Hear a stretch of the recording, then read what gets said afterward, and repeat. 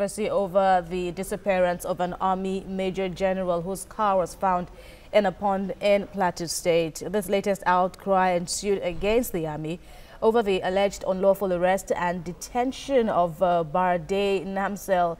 He owns a building around the mining pond. His neighbors say he was arrested and detained after he asked about compensation for his collapsed property. TVC News Plateau correspondent Funam Joshua tells us more. This mother of two is downcast at this moment. She says for the first time her children have not heard from their father for a week without a proper explanation. The husband, a certified builder, was arrested for demanding to know why his property collapsed while in custody of the Nigerian Army after he released it for investigation to be carried out. The wife, who couldn't control her emotion, is now begging for the release of her husband, who she claims has a health challenge and has been in detention for over a week. A call was passed across to my husband, and they told him that they took possession of his property and they will want to ask for his permission, so they will stay there for the meantime while they carry out their operation. If some of them men could occupy the building. On hearing that, he obliged. In the course of their operation, the whole pond was being excavated. I think water from the other side, whatever must have happened, which we don't know, led to the collapse of the blocks of shore. It's a story building, and nobody called him. But somehow he got intel that his building, his property collapsed.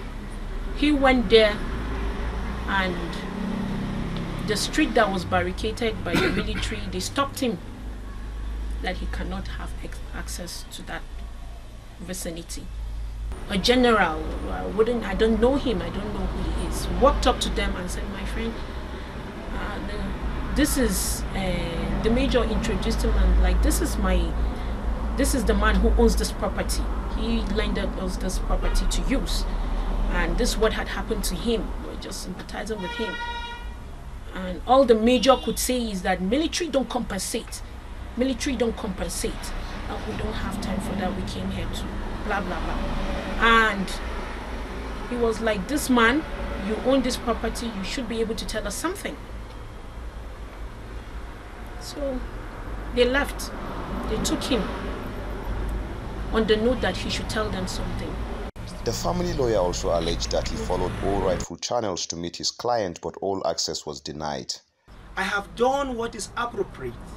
I have spoken to Major Uba on the phone, and I'm speaking to the Chief of Army Staff, T.Y. Bulutaya, directly, and I'm inviting the international community to look at this.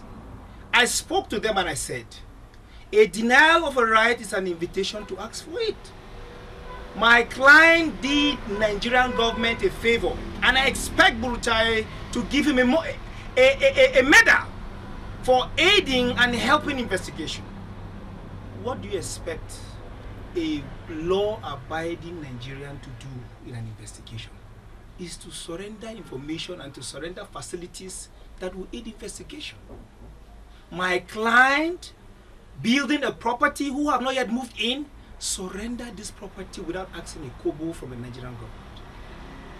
And as I'm talking to you, the military are occupying this property. And just from the blues, because some of the shops collapsed as a result of the evacuation of the water, without an environmental assessment for such a massive ecological project, you needed to do an intensive environmental assessment to look at the effect of such a particular activity in the host community. He is still in custody. My client has not been charged to court. How many days? 1 week. This woman is suffering.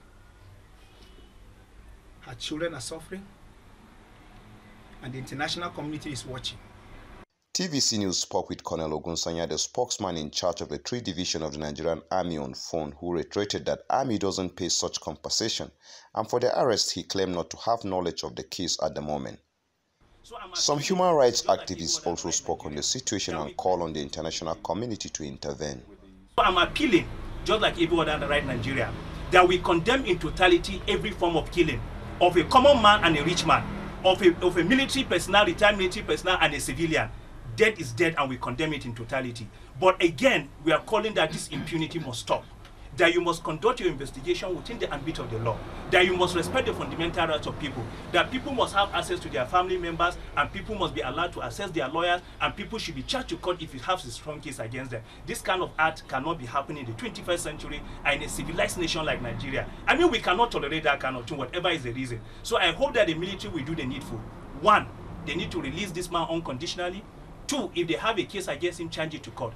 Three, they need to apologize to this woman and her kids for making their father look like a criminal when he's not a criminal. The Nigerian Army is known for proper conduct mostly during its operation, and as such is expected to respond on the allegations leveled against its authority.